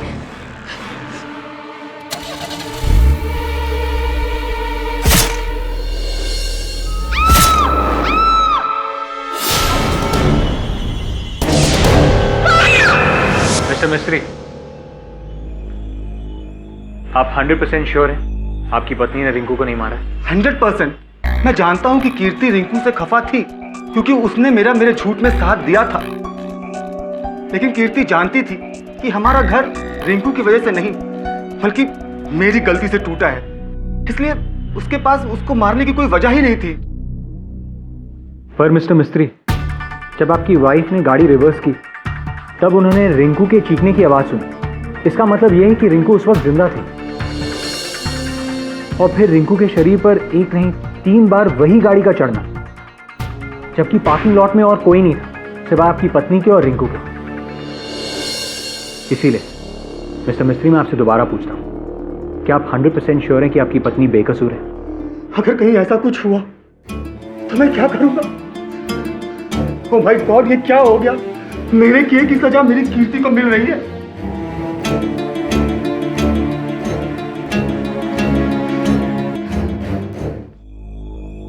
रिंकू के बारे में ये पता चला है कि वो ज्यादातर मिसेस मिस्त्री के फ्लैट में ही रहती थी। मिसेस मिस्त्री के बच्चों को स्कूल से लाने जाती थी, उन्हें गार्डन लेकर जाती थी और कभी कभी मार्केट जाती थी। एलिस के सिवा उसकी और कोई दोस्त नहीं थी और ना ही कोई दुश्मन। अगर ऐसा है वरुण, फिर उसे कोई क्यों मारना चाहेगा? कौन मारना चाहेगा? एक काम कर, वो लिफ्ट के सीसीटीवी का फुटेज लगा।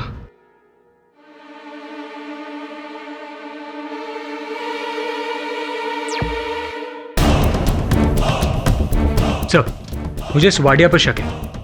सुना है ठरकी टाइप का है। वाडिया अपनी निजी जिंदगी में जो भी हो, सच तो ये है कि मैं गाड़ी इसकी थी ना, ये उस गाड़ी में था।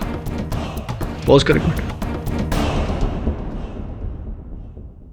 पहले वो क्लिप चला जहां मिसेस मिस्त्री नीचे आती है। रेडी? प्ले।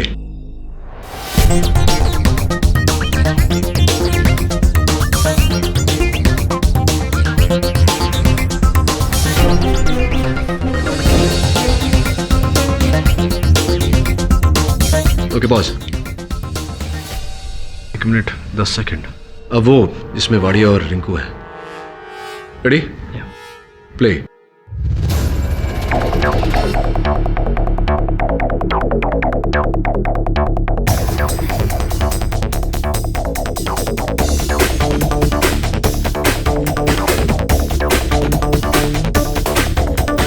पॉज।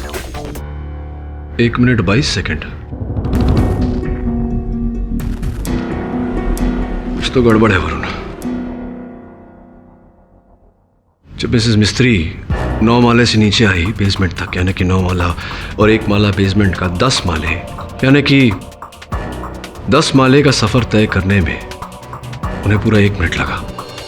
पर माला 6 सेकंड, 6 सेकंड्स पर फ्लोर।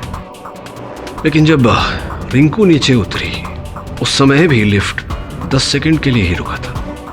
तो फिर रिंकू को यह सफर तय करने में 1 मिनट 22 सेकंड क्यों लगे? सर ये कैसे मुमकिन है? लिफ्ट्स की तो एक ही स्पीड होती है। लिफ्ट की तो एक ही स्पीड है, 6 सेकंड्स पर floor, 12 minute, 2 extra floors, 9 + 2 11th floor. 11th floor. पर रिंकू 11th फ्लोर पे क्या कर रही थी? तूने कहा था ना बिल्डिंग में उसकी इकलौती दोस्त एलिस है। पता लगा, एलिस तुझे 11वें माले पर ही मिलेगी। सर ये ओके बोर्ड है। गाड़ी धोने के बाद सारी चाबियां लाके हम यहाँ पे जमा करते हैं। उस दिन मिसेस मिस्त्री को मैं यहाँ से निकल के चाबी दिया था। उससे पहले चाबी किसी और के हाथ तो नहीं लगी थी ना? नहीं साहब। सिवाय तुम्हारे। मुझे मिस्टर मिस्त्री की गाड़ी देखनी है जो बेसमेंट पार्किंग में है। चलो।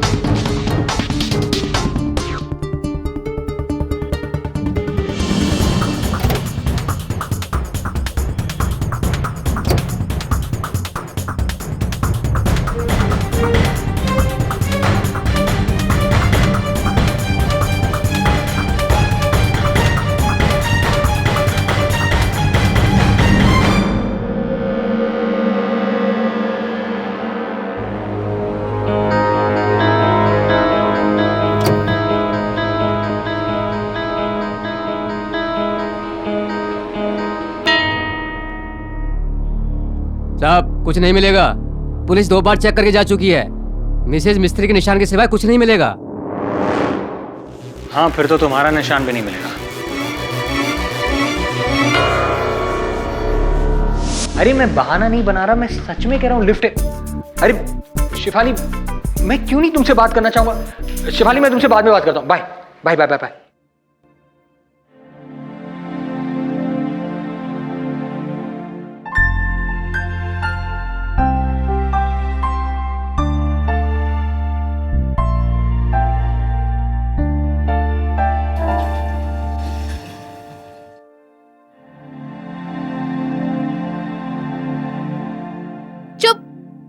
दोनों चुप हो जाओ।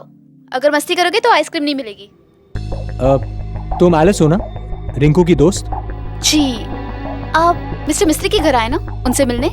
नहीं, मुझे 11th फ्लोर पे जाना है। वहाँ कौन रहता है? वहाँ तो मेरा घर है, मेरी मेम साहब का। और 3 फ्लैट्स हैं मगर 2 खाली हैं। तीसरे फ्लैट में कौन रहता है? मिस्टर वाडिया। आप तो मिले होंगे ना, बिल्डिंग के सेक्रेटरी। ओ हाँ। क्यों, क्या हुआ सर? नहीं, कुछ नहीं, thank you.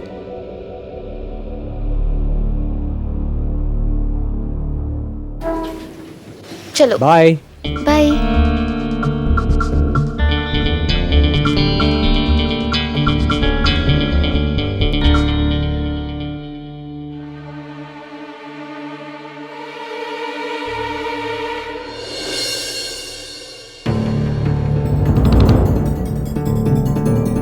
Yes mister Wadia, मुझे आपसे रिंकू के बारे में कुछ पूछना था। मुझे जो कुछ कहना था मैं कोर्ट में कह चुका हूँ। देखिए, मुझे कुछ और पूछना था। जानू, जल्दी आओ ना। हे, मैं अभी बिजी हूँ। Goodbye. अरे सुन,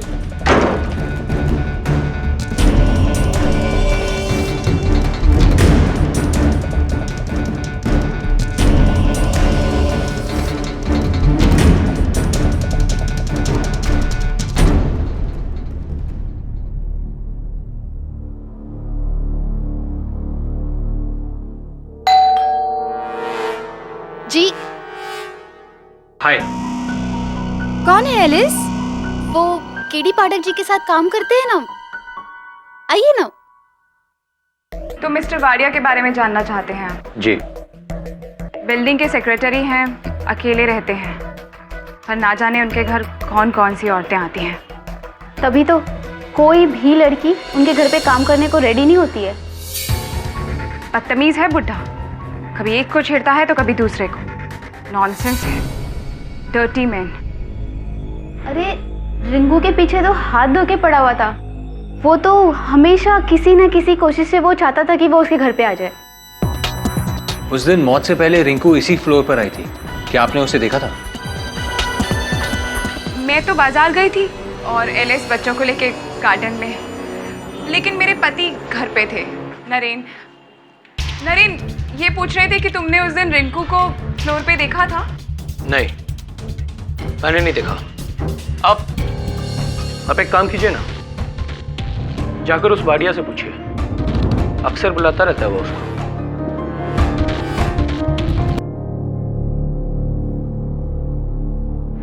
एलिस, तुम जाके प्याज काट दो और सब्जी भी बना देना। आप चाय पियेंगे? हाँ। चाय पियेंगे आप? नहीं थैंक यू। मैं खाना बनाने के अलावा सब कुछ कर लेती हूँ। पाठक साहब, अब प्लीज मुझे बताएंगे कि इस केस के सिलसिले में आपने मुझे यहाँ क्यों बुलाया और मैंने किया क्या है? ऑफ कोर्स बताएंगे ना आपको मिस्टर नरेन जागीरदार।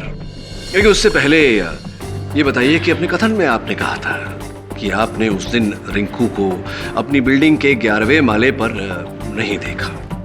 जी, नहीं देखा। और रिंकू के साथ आपका कोई लेना देना नहीं था। What nonsense! Of course not! भड़किए मत।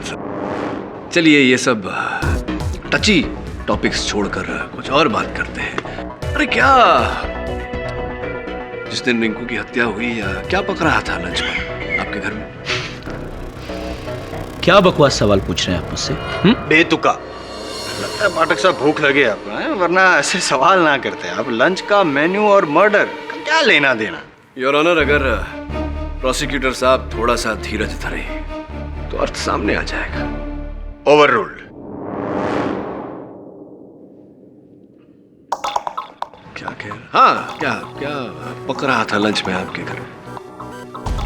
मुझे नहीं याद है। चलिए, आपको याद नहीं होगा। वैसे भी पति को घर में क्या पक रहा है इसका अंदाजा नहीं होता। घर की औरतों को अंदाजा होता है। वैसे कीर्ति जी, आपके घर में क्या बन रहा है? जी, बैगन का भरता, राजमा और चपाती। वेजिटेरियन? छोड़िए ये सब खाने पीने की बातों को। जैसा कि जायसवाल साहब ने कहा, खाने की बातें करता हूं तो मुझे भूख लगने लगती है। मुद्दे पर आते हैं। रिंकू जी की हत्या के बाद फोरेंसिक्स को उनके हाथों के नाखून के अंदर से किसी मर्द के चमड़े के रेशे मिले।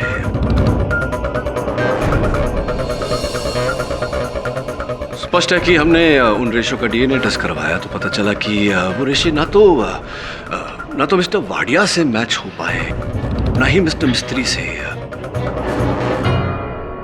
मैं आपसे पूछना चाहूंगा, मिस्टर जागीरदार, क्या लगता है आपके अनुमान से किसके साथ मैच हुए होंगे वो रेशे?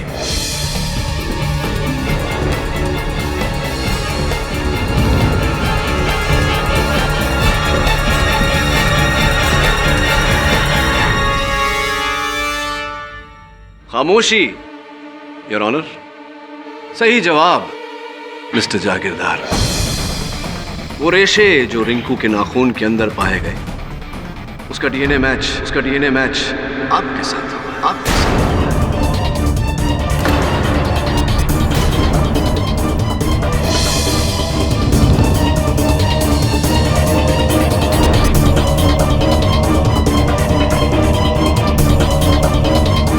बोलिए, कुछ कहना चाहते हैं इस बारे में आप? कैसे पहुंचे आपके रेशे रिंकू के नाखून के अंदर? मेरे और रिंकू के बीच में नाजायज संबंध थे।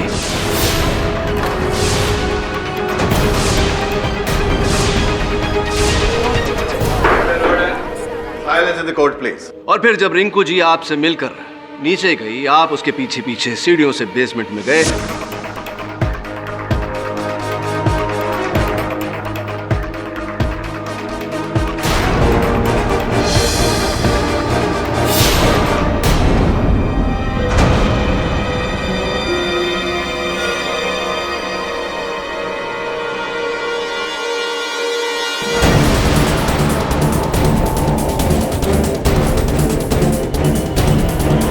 आपने कीर्ति जी की गाड़ी ली, 2 बार ठोकर मारी रिंकू को, उसे कुचला गाड़ी के नीचे।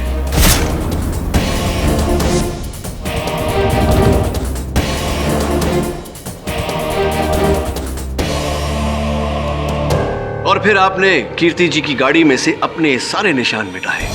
रिंकू की लाश को आपने इनकी गाड़ी के नीचे रखा ताकि ये अनजाने में गाड़ी उस लाश के ऊपर से चला दे। सबको ऐसा लगे कि इन्होंने इनकी गाड़ी से 3 बार रिंकू को कुचला है। वाह वाह वाह वाह, क्या बात है पाठक साहब, अमेजिंग स्टोरी, अमेजिंग। लेकिन लॉजिक का थोड़ा प्रॉब्लम है। नहीं, ये इनकी गाड़ी की चाबी इनके पास कहां से आई? अब बचकाने प्रश्न पूछते हैं आप जायसवाल साहब। कीर्ति जी की गाड़ी की चाबी सिक्योरिटी कैबिन में टंगी हुई रहती थी। मिस्टर जागीरदार ने चाबी की डुप्लीकेट निकलवाई इसी मौके की ताक में। जज साहब, मैं मानता हूं कि मेरे नाजायज संबंध थे रिंकू के साथ, लेकिन इसका मतलब यह नहीं है कि मैंने उसका खून किया। और जब वो मेरे घर से निकली तो वो एकदम ठीक थी, और मैं उसके पीछे पीछे पार्किंग एरिया में भी नहीं गया था। मैं अपने घर पर ही था। करेक्ट पाठक साहब। जी, यू आर नॉट करेक्ट। नहीं, क्या थियरी जरा समझाइए ना। अगर मिसेस कीर्ति के नीचे उतरने से पहले मिस्टर जागीरदार ऑलरेडी बेसमेंट में गए थे और उसने रिंकू को कुचल दिया था, इसका मतलब ये हुआ कि जब मिसेस कीर्ति ने गाड़ी रिंकू के ऊपर चढ़ाई थी वो मर चुकी थी। तो मर चुकी थी तो वो चीख कहां से आई?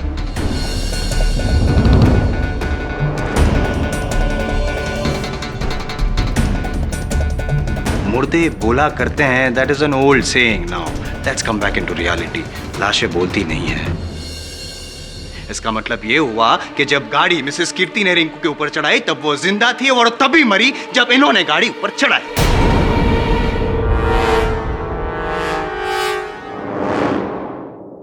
मुर्दे बोला करते हैं, that is an old saying. Now let's come back into reality. लाशें बोलती नहीं है। इसका मतलब यह हुआ कि जब गाड़ी मिसेस कीर्ति ने रिंकू के ऊपर चढ़ाई तब वो जिंदा थी और तभी मरी जब इन्होंने गाड़ी ऊपर चढ़ाई। सिंपल। Actually simple. ये जायसवाल साहब, आप आजकल बहुत ही अक्लमंद बुद्धिमानी की बातें करने लगे हैं। कहीं संगत का असर तो नहीं हो रहा? वो जो चीख कीर्ति जी ने सुनी थी वो रिंकू की नहीं थी, क्योंकि रिंकू मर चुकी थी। वो चीख उसकी थी, उस महिला की थी जो वहां पार्किंग में उपस्थित थी उस समय, जो चीखी ताकि कीर्ति जी को यह आभास हो कि इन्होंने किसी को कुचला। और चूंकि आप तो मर्द हैं, महिला तो है नहीं, आप विराजिए अपनी पत्नी मिसेस नीता जागीरदार को भेजिए यहाँ कटघरे में।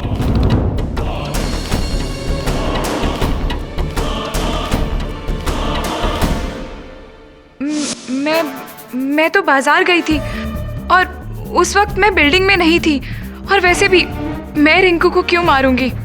क्योंकि आपके पति का वो नाजायज संबंध था रिंकू के साथ। लेकिन ये बात मुझे अब पता चली। नरेन, मुझे तुमसे ये उम्मीद नहीं थी। अब पता चला एलिस मुझे क्यों बोलती थी कि आप घर पर ही रहा करो ताकि मैं तुम्हारी करतूतों पर नजर रख सकूं। I hate you, Naren. I hate you। मुझे तुमसे ये उम्मीद नहीं थी।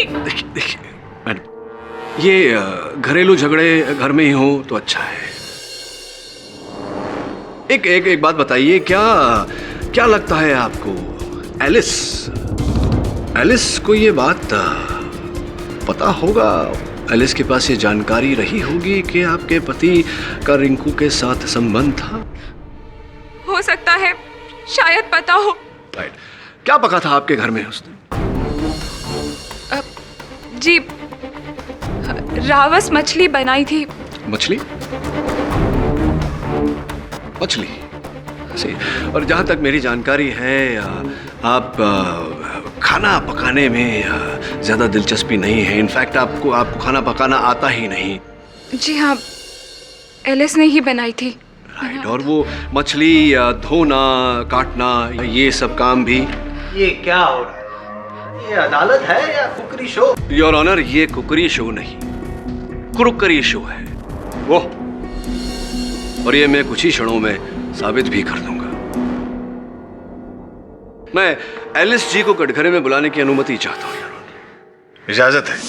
एलिस जी, क्या आप मिस्टर जागीरदार और नहीं, मुझे पता नहीं था, पर हाँ शक जरूर था कि मेरे सांप का किसी के साथ चक्कर है।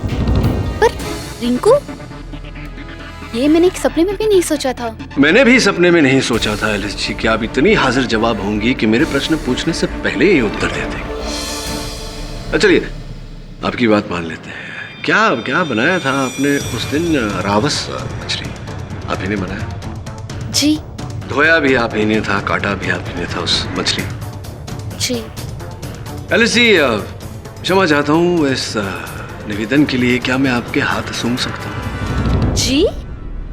चूमना नहीं, सिर्फ सूंघना है। जी।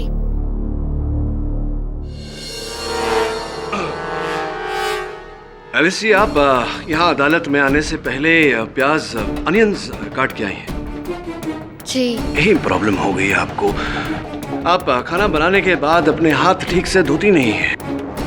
जो आपने पकाया है उसकी बू आपके हाथों में रह जाती है। ऐसा ही हुआ उस दिन भी। रिंकू को मारने के बाद आपने कीर्ति जी की गाड़ी में से हर निशान मिटा दिया, किंतु आपके हाथों में जो रावस मछली की बू थी वो इनके स्टीयरिंग पे रह गई, और अब भी इनके स्टीयरिंग पे रावस मछली की बू आ रही है।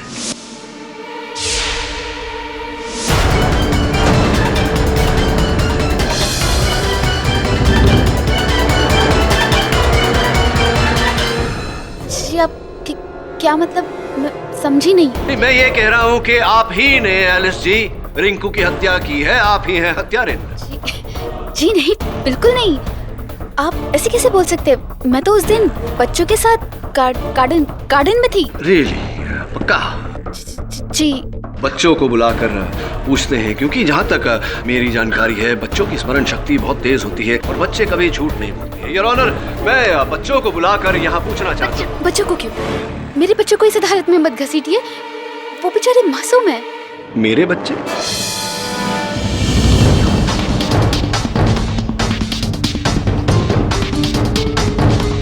मेरा घर, अपना घर, अपना परिवार। पहले से ही आप अपने आप को जागीरदार परिवार का हिस्सा मानती आई है, और अपने इस परिवार की प्रतिष्ठा बनाए रखने के लिए जिसे रिंकू के कारण ठेस पहुंची थी, आपने पहले रिंकू को समझाने की कोशिश की, लेकिन वो नहीं मानी। तब आपने ये प्लान बनाया। आप बच्चों को लेकर गई गार्डन में, किसी के सहारे छोड़ा। जो डुप्लीकेट चाबी आपने कीर्ति जी की गाड़ी की बनवाई थी उसे लेकर गई। आप पार्किंग में रिंकू के आने का इंतजार किया, और रिंकू के नीचे आते ही आपने उसे गाड़ी के नीचे कुचल दिया। आप मना कर सकती हैं मेरी बात को, लेकिन इसका अर्थ ये होगा कि अगर ये कांड आपने नहीं किया तो ये कांड आपकी मेम साहब नीता जाने। नहीं, नीता मैडम बेकसूर है। मैं नहीं मारा रिंकू, नहीं मारा।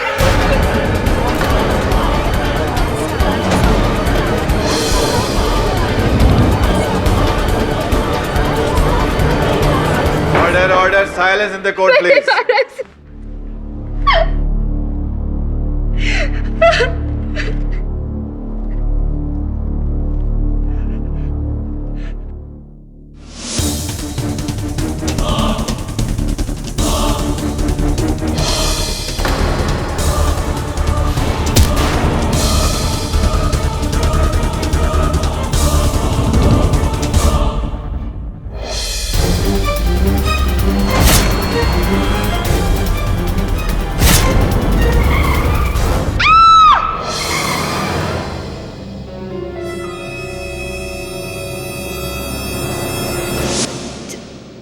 जसवाल साहब ने कहा था कि औरत के लिए सब कुछ उसका घर परिवार होता है, और नीता मैडम मेरा घर है, मेरा परिवार है। जो उन्हें तोड़ने की कोशिश करेगा मैं उन्हें नहीं छोड़ूंगी। ये बात मैंने रिंकू को समझाया था, लेकिन वो ये चीज समझने को राजी ही नहीं थी। उसको सबक सिखाने के लिए कि जब उसका घर टूटेगा तो उसे कैसा लगेगा, इसलिए मैंने ये सारा चीज किया। और इसीलिए आपने मिस्टर और मिसेस मिस्त्री को शिकार बनाया। कसूर मेरा नहीं था, कसूर रिंकू का था। अगर वो मेरे परिवार को नुकसान नहीं पहुंचाती तो मैं शायद कभी नहीं करती।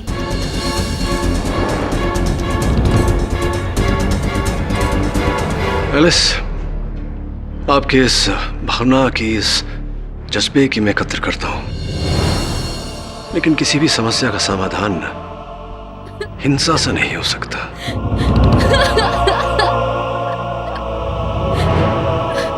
एलिस, मैं केस योर ऑनर। यह अदालत एलिस डिसिल्वा को रिंकू सन्याल के कत्ल में दोषी पाते हुए हिरासत में लेने का हुक्म देती है और कीर्ति मिस्त्री को इस मुकदमे से बाइज्जत बरी करती है। The case is closed. Pathak साहब, अब क्या है यार? क्या पकाया है आपने यार? हाँ। नहीं, इस कच्चे केस को पकाया, जीत गए आप। Congratulation sir. कंग्रेचुलेशंस तो मुझे तुम्हें कहना चाहिए। मुझे? हाँ, तुम्हारे उस मछली के मुंह के कारण मैं सत्य तक पहुंच पाया हूँ। वेल डन मालूम। Thank you sir. कभी कभी बच्चा भी अच्छा काम कर जाता है। इस तरह के और भी एपिसोड देखने के लिए हमारे चैनल को सब्सक्राइब करें